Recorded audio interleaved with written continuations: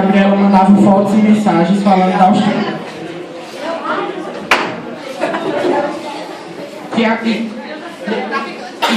E que havia conhecido o Pablo, um amigo que morava na Espanha e conhecia muito sobre as belezas de lá. No Brasil, Jana também conheceu uma pessoa nova, trabalhando na empresa de Ângelo.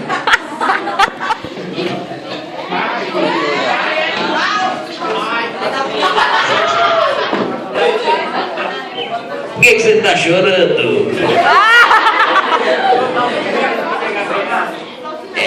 Não se preocupe, porra. Hoje é dia dos jovens.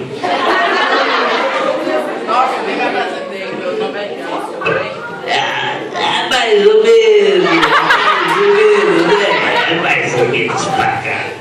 Prazer, sou Ângelo. Dias depois, Jana levou o Ângelo para almoçar na casa de sua mãe.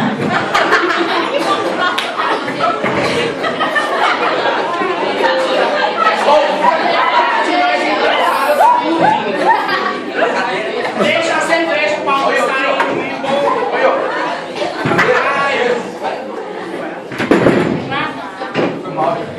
Casal, cara.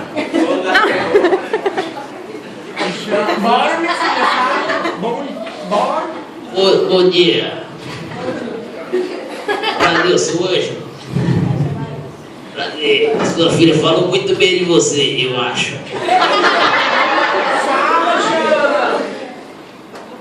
Oi mãe, tudo bem? Como estão os tapetes? Bom, a vizinha perguntou quando estava bonita, até a gente deu de graça. Bora, porra. Por que você não vende a porra do tapete? Pois é mãe, seria um bom desafio. Vamos tentar vir para vocês poderem me ensinar a usar o computador para não falar tão gazeira. Mas é claro, eu ensinei até meu pai com 70 anos. Por que eu não vou ensinar? Você tem quanto? 20? Vai fumar, porra! Mais tarde, depois de Ângelo ensinar a ex, Jana chamou para conversar.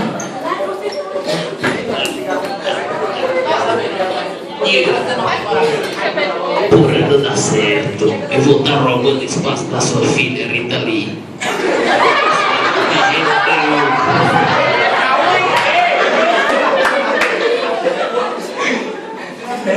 Só me deu. Peraí. Após alguns meses, Ivan Ângelo e Jana voltaram a ter uma conversa. Você tinha dito alguns meses atrás